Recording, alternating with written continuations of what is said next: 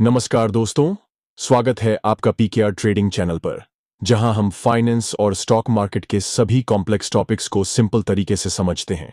आज के इस वीडियो में हम सपोर्ट और रेजिस्टेंस के ट्रेडिंग में मास्टरी करने वाले हैं कि इसे सही तरीके से कैसे यूज करें, क्योंकि ज्यादातर लोग सपोर्ट और रेजिस्टेंस को चार्ट पर ड्रॉ तो कर लेते हैं, लेकिन बहुत कम लोग ही इन्हें सही तरीके से यूज कर पाते हैं। जब वे किसी सपोर्ट पर बाइंग करते हैं तो प्राइस नीचे चला जाता है, और जब वे किसी रेजिस्टेंस लेवल पर सेलिंग करते हैं तो प्राइस वहां से ऊपर चला जाता है और वे ट्रैप हो जाते हैं। ऐसा उनके साथ सिर्फ इसीलिए होता है क्योंकि उन्हें यह नहीं पता होता कि कौन से सपोर्ट या रेजिस्टेंस लेवल्स स्ट्रांग होते हैं और किन लेवल्स पर ट्रेड करना चाहिए। अगर आपके साथ भी ऐसा होता है तो आज का यह वीडियो पूरा देखने के बाद सपोर्ट और रेजिस्टेंस से जुड़े आपके सारे डाउट्स क्लियर हो जाएंगे और आप समझ पाएंगे कि कब और किन लेवल्स को ट्रेड करना है और कब अवॉइड करना है। क्योंकि इस एपिसोड में हम जानने वाले हैं सपोर्ट और रेजिस्टेंस लेवल्स क्या होते हैं, स्ट्रॉन्ग सपोर्ट और रेजिस्टेंस लेवल्स को कैसे आइडेंटिफाई करें, सपोर्ट और रेजिस्टेंस को सही तरीके से चार्ट पर कैसे ड्रॉ करें, और इसके साथ मैं आपको एक सिंपल और पावरफुल ट्रेडिंग सेटअप भी देने वाला हूं जो इन लेवल्स पर काम करता है और जिसका विन रेट काफी हाई है। तो आपको वीडियो को ध्यान से समझते हुए एंड तक देखना है, तभी आपको सब कुछ अच्छे से समझ आएगा। तो चलिए वीडियो को स्टार्ट करते हैं। आप वीडियो को एक लाइक कर लीजिए और अगर आप इस चैनल पर न्यू है तो चैनल को भी सब्सक्राइब जरूर कर लीजिए।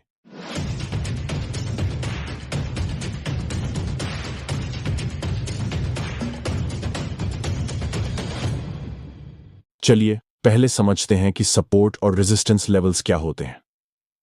सपोर्ट और रेजिस्टेंस प्राइस एक्शन के दो सबसे इंपॉर्टेंट कॉन्सेप्ट्स हैं जो हर ट्रेडर को अच्छे से समझने चाहिए। सपोर्ट एक ऐसा प्राइस लेवल होता है जहां मार्केट में डिमांड स्ट्रांग होती है, जहां बहुत ज्यादा बायर्स एक्टिव होते हैं और प्राइस को नीचे गिरने से रोकते हैं। जब भी प्राइस उस सपोर्ट लेवल तक आता है, बायर्स उस लेवल से प्राइस को दोबारा ऊपर पुश करने की कोशिश करते हैं। सिंपल शब्दों में, सपोर्ट एक फ्लोर का काम करता है जहां प्राइस रुकता है या बाउंस करता है। वहीं दूसरी तरफ रेजिस्टेंस एक ऐसा प्राइस लेवल होता है जहां मार्केट में सप्लाई या सेलिंग प्रेशर ज्यादा होता है। यानी जब प्राइस रेजिस्टेंस के पास पहुंचता है तो सेलर्स एक्टिव हो जाते हैं और प्राइस को नीचे गिराने की कोशिश करते हैं। एक लाइन में कहें तो सपोर्ट वो लेवल है जहां प्राइस नीचे गिरकर सपोर्ट लेता है और वहां से बाउंस कर सकता है। रेजिस्टेंस वो लेवल है जहां प्राइस ऊपर जाकर रुक सकता है या वहां से गिर सकता है। लेकिन मार्केट में हर सपोर्ट या रेजिस्टेंस काम नहीं करता। इसी वजह से काफी लोग गलत ट्रेड लेकर ट्रैप हो जाते हैं। इसीलिए अब हम सीखेंगे कि कैसे स्ट्रांग और रिलायबल सपोर्ट रेजिस्टेंस लेवल्स को आइडेंटिफाई करें। तो चलिए मैं आपको बताता हूं कुछ पावरफुल और प्रूवन क्राइटेरियाज जिनके थ्रू आप आसानी से स्ट्रांग सपोर्ट और रेजिस्टेंस लेवल्स को आइडेंटिफाई कर सकते हैं। स्ट्रांग सपोर्ट या रेजिस्टेंस लेवल को आइडेंटिफाई करने का पहला क्राइटेरिया है मेजर स्विंग हाइज और मेजर स्विंग लोज। मेजर का मतलब यहां सिंपल सपोर्ट रेजिस्टेंस से ज्यादा स्ट्रांग और इंपॉर्टेंट लेवल्स से है। ये वो लेवल्स होते हैं जहां से पास्ट में प्राइस ने एक बड़ा रिवर्सल या स्ट्रांग मूव किया होता है। सबसे पहले हमें मार्केट के उन इंपॉर्टेंट पॉइंट्स को देखना होता है जहां से प्राइस ने पास्ट में स्ट्रांग रिवर्सल लिया हो। यानी आपको रीसेंट के मेजर हाई और मेजर लो लेवल्स को आइडेंटिफाई करना होता है। चार्ट पर जो मेजर हाइज होते हैं वो एक स्ट्रांग रेजिस्टेंस की तरह काम करते हैं जहां सेलर्स एक्टिव होते हैं। इसी तरह चार्ट पर जो मेजर लो होते हैं वो एक स्ट्रांग सपोर्ट की तरह काम करते हैं जहां बायर्स एक्टिव होते हैं। मेजर हाई या मेजर लो वही लेवल होते हैं जहां से प्राइस पहले रिवर्स हुआ होता है। आगे भी स्ट्रांग पॉसिबिलिटी होती है कि जब प्राइस इन लेवल्स पर फिर से आए तो वहां रिएक्ट करे या रुकावट दिखाए। इसीलिए मेजर स्विंग हाइज और स्विंग लोज को आइडेंटिफाई करना स्ट्रांग सपोर्ट और रेजिस्टेंस ढूंढने का सबसे बेसिक और पावरफुल स्टेप है। जैसे कि इस चार्ट पर आप देख सकते हैं कि जब प्राइस इस पॉइंट तक गया था तो उसने यहां से एक काफी बड़ा और स्ट्रांग रिवर्सल लिया। इसका मतलब है कि इस लेवल पर सेलर्स बहुत ज्यादा एक्टिव थे, इसीलिए ये एक स्ट्रांग रेजिस्टेंस लेवल बन गया है। अगर प्राइस फ्यूचर में फिर से इस लेवल तक आता है तो यहां से दोबारा रिवर्सल या सेलिंग का प्रेशर आने की संभावना अधिक होती है। इसी तरह से इस चार्ट पर भी आप देख सकते हैं कि जब प्राइस इस लेवल तक नीचे गिरा था तो प्राइस ने यहां से एक काफी बड़ा और स्ट्रांग रिवर्सल लिया। इसका मतलब है कि इस लेवल पर बायर्स बहुत ज्यादा एक्टिव थे, इसीलिए ये एक स्ट्रांग सपोर्ट लेवल बन गया है। अगर फ्यूचर में प्राइस फिर से इस लेवल तक नीचे आता है तो यहां से दोबारा रिवर्सल या बाइंग का प्रेशर आने की संभावना अधिक होती है। स्ट्रांग सपोर्ट या रेजिस्टेंस लेवल को आइडेंटिफाई करने का हमारा सेकंड क्राइटेरिया है मल्टीपल रिजेक्शन लेवल। जब प्राइस बार बार किसी एक लेवल तक जाकर वहां से रिवर्स हो जाता है तो वो लेवल स्ट्रॉन्ग सपोर्ट या रेसिस्टेंस बन जाता है। यानी अगर प्राइस एक लेवल पर कई बार जाकर रिजेक्ट हो चुका है बिना उस लेवल को ब्रेक किए, तो इसका मतलब है वहां बायर्स या सेलर्स काफी स्ट्रांग हैं। इसका मतलब है कि यह लेवल मार्केट पार्टिसिपेंट्स के लिए इंपॉर्टेंट है और फ्यूचर में भी प्राइस वहां जाकर रिएक्ट करने का चांस ज्यादा है। जितनी बार प्राइस उस लेवल को रिस्पेक्ट करता है वो लेवल उतना ही ज्यादा स्ट्रांग और रिलायबल बन जाता है। हमारा तीसरा क्राइटेरिया है शार्प और क्लियर लेवल्स का, जिससे हम मजबूत सपोर्ट और रेजिस्टेंस लेवल्स को पहचान सकते हैं। इसका मतलब है कि जो मजबूत सपोर्ट या रेजिस्टेंस लेवल्स होते हैं वो चार्ट पर देखते ही आसानी से समझ आ जाते हैं। अगर आपको चार्ट को घूर घूर कर लेवल ढूंढना पड़ रहा है या समझने में दिक्कत हो रही है तो वह लेवल शायद उतना स्ट्रांग नहीं है। एक अच्छा सपोर्ट या रेजिस्टेंस लेवल वही होता है जो पहली नजर में ही चार्ट पर साफ साफ और क्लियरली दिख जाए। इसीलिए हमेशा याद रखिए, कभी भी किसी लेवल को जबरदस्ती सपोर्ट या रेजिस्टेंस न माने जब तक कि वह चार्ट पर एकदम क्लियर और साफ न दिखे। स्ट्रांग सपोर्ट और रेजिस्टेंस लेवल को आइडेंटिफाई करने का हमारा चौथा क्राइटेरिया है लेवल फ्लिप। जब कोई सपोर्ट लेवल होता है जहां से प्राइस ऊपर गया हो, लेकिन जब एक बार प्राइस उस सपोर्ट को स्ट्रांगली ब्रेक कर देता है और नीचे चला जाता है, फिर जब प्राइस वापस ऊपर आता है और वही लेवल अब रेजिस्टेंस बन जाता है जहां से प्राइस फिर से नीचे गिरता है, तो इसे लेवल फ्लिप कहते हैं। इसी तरह अगर कोई रेजिस्टेंस लेवल होता है जहां से प्राइस नीचे गिरा हो, लेकिन जब एक बार प्राइस उस रेजिस्टेंस को स्ट्रांगली ब्रेक करके ऊपर निकल जाता है, तो बाद में जब प्राइस वापस नीचे आता है और वही लेवल अब सपोर्ट बन जाता है जहां से प्राइस फिर से ऊपर बाउंस कर सकता है। यानी जब एक लेवल सपोर्ट से रेजिस्टेंस या रेजिस्टेंस से सपोर्ट बन जाए तो वो लेवल मार्केट में स्ट्रांग और रिलायबल माना जाता है। स्ट्रांग सपोर्ट और रेजिस्टेंस को आइडेंटिफाई करने का हमारा पांचवां क्राइटेरिया है recent reaction at the level. यानी कि जितना हाल ही में किसी लेवल पर प्राइस ने रिएक्ट किया है वो लेवल उतना ही ज्यादा स्ट्रांग और रेलेवेंट होता है। पुराने लेवल्स का भी अपना इंपॉर्टेंस होता है, लेकिन जो लेवल प्राइस ने रिसेंटली रिस्पेक्ट किया हो उस पर मार्केट का रिएक्शन ज्यादा तेज और स्ट्रांग आने का चांस होता है। सिंपल वर्ड्स में हम कह सकते हैं कि कोई भी सपोर्ट या रेजिस्टेंस लेवल करंट प्राइस के जितना ज्यादा पास होता है वो लेवल उतना ज्यादा रिलायबल माना जाता है। जैसे कि आप इस चार्ट पर देख सकते हैं कि यहां पर हमें मल्टीपल सपोर्ट और रेजिस्टेंस लेवल्स बने हुए दिख रहे हैं, लेकिन हम सभी लेवल्स को फिलहाल स्ट्रांग या रिलायबल नहीं मान सकते। अभी हम सिर्फ उन्हीं लेवल्स को स्ट्रांग और ज्यादा रिलायबल मान सकते हैं जो करंट प्राइस के आसपास के जोन्स में हैं।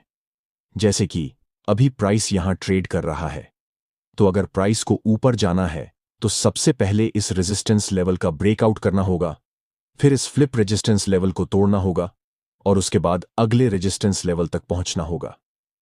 इसी तरह अगर प्राइस नीचे गिरता है तो पहले इस सपोर्ट लेवल का ब्रेकडाउन होगा, उसके बाद अगला सपोर्ट लेवल और फिर उसके बाद नीचे के सपोर्ट लेवल तक जाने की संभावना होगी। इसलिए हमें सबसे पहले करंट प्राइस के आसपास के सपोर्ट और रेजिस्टेंस लेवल्स को ही आइडेंटिफाई करना चाहिए, क्योंकि प्राइस के नजदीक के लेवल्स ज्यादा रिलायबल और इफेक्टिव होते हैं। इन्हीं लेवल्स के आसपास मार्केट में बायर्स या सेलर्स का रिएक्शन आने की संभावना सबसे ज्यादा होती है।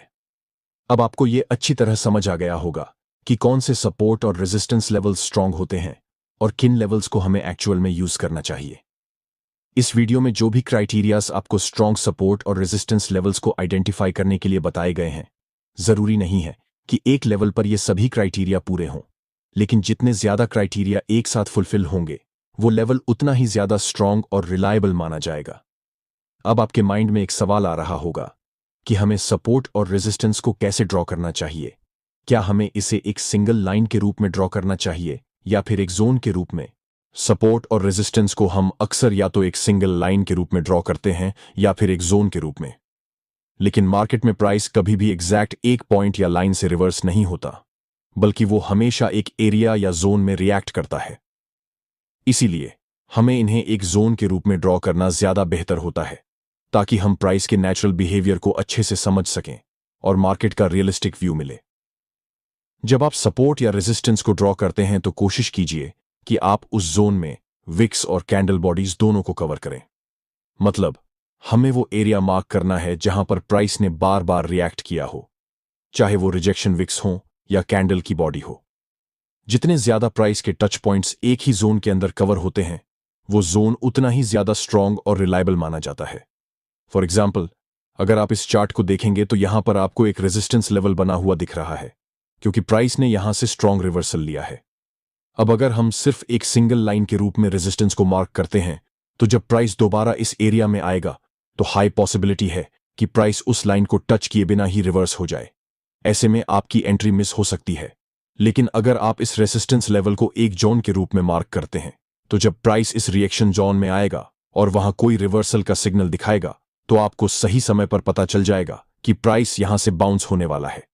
इस तरह आप टाइमली और कॉन्फिडेंट ट्रेड एंट्री ले सकते हैं। इसी तरह आप यहां भी देख सकते हैं कि प्राइस इस जोन से मल्टीपल टाइम्स रिजेक्ट हुआ है, जो बताता है कि ये एक स्ट्रॉन्ग रेजिस्टेंस लेवल है। और हम ये इसलिए क्लियरली समझ पा रहे हैं क्योंकि हमने इस रेजिस्टेंस लेवल को सही तरीके से एक जोन के रूप में मार्क किया है। लेकिन अगर हमने यहां सिर्फ एक सिंगल लाइन के रूप में रेजिस्टेंस मार्क किया होता, तो हमें प्राइस के सारे रिजेक्शन पॉइंट्स इस रेजिस्टेंस लाइन को टच करते हुए नहीं दिखते। इसलिए जब भी हम सपोर्ट या रेजिस्टेंस लेवल्स ड्रॉ करते हैं, तो हमें एक जोन का यूज करना चाहिए जो कैंडल विक्स और कैंडल बॉडीज के इंपॉर्टेंट पॉइंट्स को कवर करे। अगर प्राइस किसी लेवल से बार बार रिजेक्ट हो रहा है, तो वहां हमें मैक्सिमम स्विंग टचेस को इंक्लूड करते हुए एक जोन ड्रॉ करना चाहिए। तो अब हमने सपोर्ट और रेजिस्टेंस के सभी इंपॉर्टेंट कॉन्सेप्ट्स को समझ लिया है। अब चलिए सपोर्ट और रेजिस्टेंस की एक पावरफुल सेटअप को भी समझ लेते हैं। बट उससे पहले अगर आप अभी तक वीडियो को एक लाइक और चैनल को सब्सक्राइब नहीं किए हुए हैं, तो वीडियो को एक लाइक करके चैनल को सब्सक्राइब जरूर कर लीजिए और वीडियो पर एक अच्छी सी कमेंट भी जरूर कर दीजिए, क्योंकि आपका फीडबैक हमें वैल्यूएबल नॉलेज शेयर करने में हेल्प करता है। तो सपोर्ट और रेजिस्टेंस को ट्रेड करने के लिए सबसे पहले आपको चार्ट ओपन कर लेना है और चार्ट पे एक स्ट्रॉन्ग सपोर्ट या रेजिस्टेंस लेवल को मार्क कर लेना है। जैसे कि इस एग्जांपल में हमने एक स्ट्रॉन्ग रेजिस्टेंस लेवल मार्क कर लिया है, क्योंकि प्राइस यहां से पहले भी एक स्ट्रॉन्ग डाउनसाइड मूव कर चुका है। अब आपको इंडिकेटर सेक्शन में जाकर EMA यानी एक्सपोनेंशियल मूविंग एवरेज इंडिकेटर को अप्लाई कर लेना है। अब देखना है कि जब प्राइस इस रेजिस्टेंस लेवल तक दोबारा आता है, तो क्या वहां कोई रिवर्सल कैंडलस्टिक पैटर्न बन रहा है, जैसे पिन बार, इवनिंग स्टार या बेरिश एंगल्फिंग। जैसे कि यहां पे जब प्राइस रेजिस्टेंस लेवल पर आया, तो वहां एक पिन बार बन गया है जो रिवर्सल का सिग्नल दे रहा है। अब आपको वेट करना है कि प्राइस रिवर्सल कैंडल बनाने के बाद EMA को भी ब्रेक डाउन करे। जैसे ही प्राइस EMA के नीचे क्लोज कर देता है, तो यहां से आप शॉर्ट ट्रेड प्लान कर सकते हैं। इस ट्रेड में स्टॉप लॉस रेजिस्टेंस लेवल के थोड़ा ऊपर रखना है और अपना टारगेट नियरेस्ट स्विंग लो तक सेट कर लेना है। उसके बाद आप देख सकते हैं कि प्राइस यहां से स्ट्रांगली मूव करते हुए डाउन साइड चला गया है और हमारा टारगेट इजीली अचीव हो गया है। अब इसी तरह से आप इस चार्ट पे भी देख सकते हैं कि यहां पे एक स्ट्रॉन्ग सपोर्ट लेवल है, क्योंकि प्राइस यहां से स्ट्रांगली मूव करते हुए अप ट्रेंड में मूव किया हुआ है। तो अब हम यहां पे भी एक सपोर्ट लेवल को मार्क कर ले रहे हैं। अब देखिए, जब प्राइस दोबारा से इस सपोर्ट लेवल पर आया है, तो यहां पे भी एक लोअर विक रिजेक्शन कैंडल बन गई है और उसके बाद प्राइस इस मूविंग एवरेज लाइन को भी ब्रेकआउट कर दिया है। तो अब हम यहां से बाइंग साइड के ट्रेड में एंटर कर सकते हैं। इसमें भी हमें अपना स्टॉप लॉस सपोर्ट लेवल से थोड़ा नीचे रखना है और हमें अपना target nearest swing high point तक। उसके बाद आप देख सकते हैं कि प्राइस यहां से अपसाइड चला जाता है और हमारा टारगेट अचीव हो जाता है। आइए इसका एक और एग्जाम्पल समझ लेते हैं। अब इस चार्ट में भी आप देख सकते हैं कि यहां पे एक सपोर्ट लेवल है। क्योंकि प्राइस यहां से स्ट्रांगली अपसाइड मूव किया हुआ है, तो हम यहां पे एक सपोर्ट लेवल मार्क कर ले रहे हैं। अब देखिए, जब प्राइस इस सपोर्ट लेवल पर दोबारा से आया हुआ है, तो यहां पे एक लोअर विक रिजेक्शन कैंडल बन गई है। लेकिन अभी प्राइस अपने मूविंग एवरेज लाइन को ब्रेकआउट नहीं किया है, तो अभी हम ब्रेकआउट का वेट करेंगे।